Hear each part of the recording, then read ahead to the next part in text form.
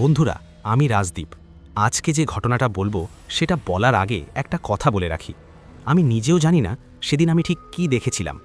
তোমরা চাইলে বিশ্বাস করো, না চাইলে করো না, কিন্তু ভিডিওটা একদম শেষ পর্যন্ত দেখো, কারণ শেষের ঘটনাটা আজও আমাকে আয়নার সামনে দাঁড়াতে ভয় পাইয়ে দেয়। ঘটনাটা গত শীতের ডিসেম্বর মাস।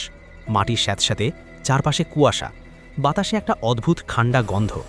সেদিন আমি পাশের গ্রামে এক বন্ধুর জন্মদিনে গিয়েছিলাম।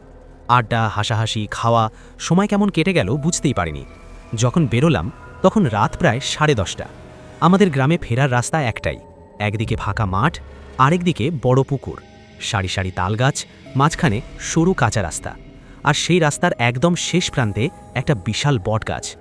গাছটা নিয়ে গ্রামের লোকেরা অনেক অদ্ভুত কথা বলে। অনেকে বলে রাতে ওই গাছের নিচে দাঁড়ালে নিজের নাম ধরে ডাক শোনা যায়। আমি এসব কখনো বিশ্বাস করিনি। মোবাইলের ফ্ল্যাশলাইট জ্বালিয়ে হাঁটছিলাম। হঠাৎ খেয়াল করলাম আজ চারপাশ অস্বাভাবিক চুপচাপ।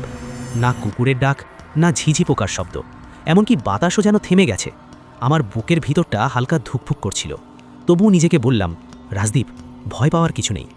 আমি যখন বটগাছটার কাছাকাছি পৌঁছলাম, দেখলাম গাছের নিচে কেউ দাঁড়িয়ে আছে, সাদা পোশাক, মাথা নিচু, একদম স্থির। আমি বললাম, কে ওখানে? কোনো উত্তর নেই। আর একটু এগোলাম। ঠিক তখনই ঠান্ডা একটা বাতাস আমার ঘাড়ে স্পর্শ করে গেল, কিন্তু আশেপাশে কোনো গাছের পাতা নড়ল না।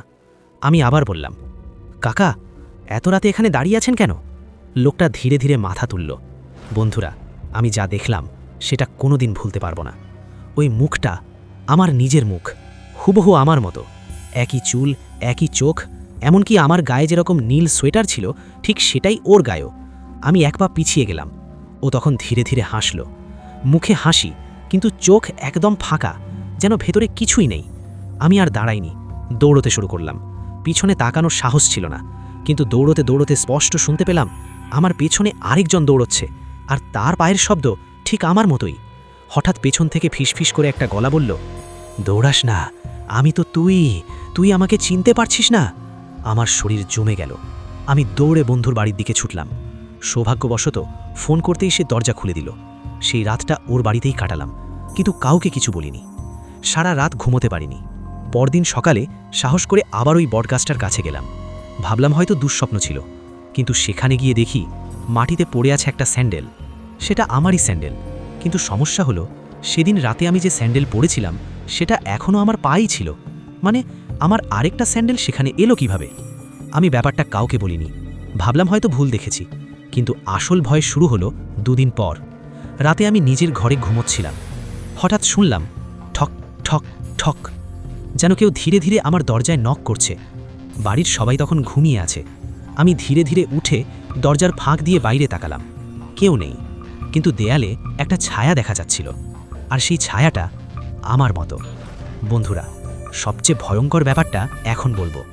সেদিন থেকে আজ পর্যন্ত যখনই আমি আয়নায় নিজেকে দেখি, 1 সেকেন্ডের জন্য মনে হয় আমার প্রতিবিম্বটা একটু দেরিতে নড়ে, যেন ওটা আমি না। তাহলে বলো, সেদিন রাতে বটগাছের নিচে আমি কাকে দেখেছিলাম? আর যদি সেটা সত্যিই আমি হয়ে থাকে, তাহলে আমি এখন কে? ধন্যবাদ। আমি রাজদীপ। আমি আজকে তোমাদেরকে এআই ভয়েসের মাধ্যমে গল্পটি শোনালাম। ভালো লাগলে লাইক, সাবস্ক্রাইব করে দিও। আর ফেসবুক থেকে দেখলে ফলো করতে ভুলো না, এমন ইন্টারেস্টিং গল্প শোনার জন্য। আজকের মতো এতটুকুই। ধন্যবাদ।